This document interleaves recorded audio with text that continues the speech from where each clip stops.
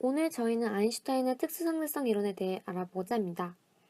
영국의 물리학자인 제임스 클러크 맥스웰은 맥스웰 방정식을 통해 빛이 전자기파라는 사실을 증명하였고, 이후 과학자들은 빛도 매질이 필요한 것이라고 생각하게 되었습니다. 이에 마이컬슨과 몰리는 가상의 매질인 에테르의 존재를 확인하기 위해 빛의 속력을 측정할 수 있는 간섭기를 만들었는데요. 실험 결과 마이컬슨과 몰리는 여러 번의 정교한 실험을 하였음에도 불구하고 빛의 속력 변화를 보지 못해 에테르가 없다는 사실을 알게 되었습니다. 아인슈타인은 이 실험 결과로부터 상대성 원리와 강속 불변의 원리라는 두 가지 가정을 통해 특수상대성 이론을 세웠습니다. 우리가 물을 채운 물잔을 들고 기차를 탔다고 가정해 볼게요. 기차의 속도가 갑자기 느려지거나 빨라진다면 물의 수면이 기울어지는 것이 아주 일반적입니다.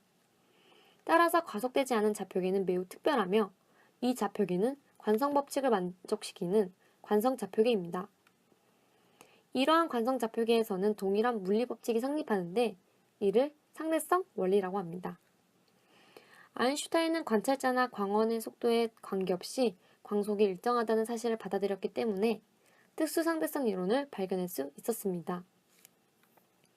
빛의 속도가 엄청나게 빠르기는 하지만 우리가 아주 빠른 우주선을 타고 움직이며 관측한다면 빛의 속도는 우주선의 속도에 따라 다르게 측정될 것이라는 생각이 들 것입니다. 그러나 그것은 잘못된 예상이고, 모든 정밀한 관측은 오차 한계 내에서 항상 광속이 불변임을 증명하고 있습니다. 다음은 특수상대성 이론의 현상을 알아보겠습니다. 이것은 우주선과 우주선 관찰자, 우주선 밖 관찰자가 있습니다. 우주선 안에서 관찰하였을 때 빛은 양쪽에 동시에 도달합니다. 그런데 우주선 밖에서 관찰하는 사람은 전혀 다른 반응을 보입니다. 왜 그럴까요? 보통 사람들은 어떤 두 사건이 동시에 일어났다면 그 두 사건은 누가 보더라도 동시에 일어난 것이 일반적인 생각입니다. 그러나 이 예시에서 동시에 일어나지 않은 것처럼 보이는 것은 일반적으로 두 사건이 발생한 시간 차이는 좌표계에 따라 다르게 측정되기 때문입니다. 이것이 시간의 상대성입니다. 또 동시성이란 한 좌표계에서 동시에 일어난 두 사건을 다른 좌표계에서 보면 동시가 아닐 수도 있다는 것입니다. 다음으로 시간 팽창입니다. 먼저 예시를 들어볼게요. 등속도로 운동하는 우주선 안에서 천정의 거울에 반사되어 빛이 왕복하는 시간은 우주선 안에서 측정하는 것보다 정지 상태의 외부 관측자가 보는 경우에 더 길게 측정됩니다. 이것은 왜 그럴까요? 왜냐하면 특수상대성 이론의 가정에 의해 광속은 일정하기 때문입니다.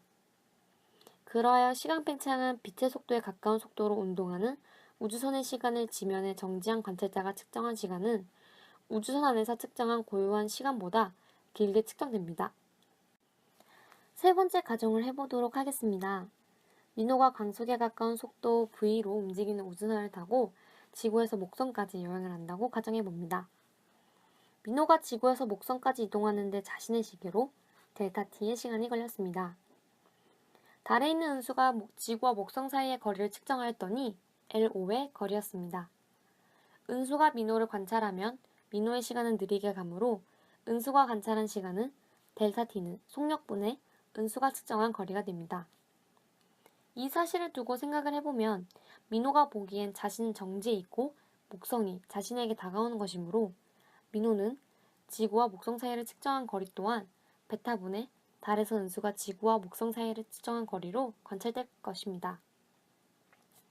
은수가 달에서 측정한 거리는 속력 곱하기 베타 곱하기 민호가 우주선에서 측정한 거리와 같을 것이고, 민호가 측정한 거리는 베타분의 은수가 달에서 측정한 거리가 같게 될 것입니다.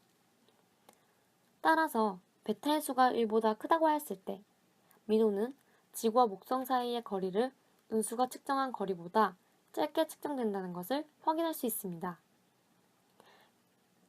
이것을 길이수축이라고 합니다.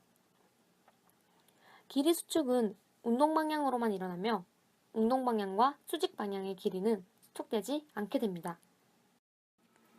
상대성 이론에 따르면 질량과 에너지의 개념도 확장되어야 하는데요.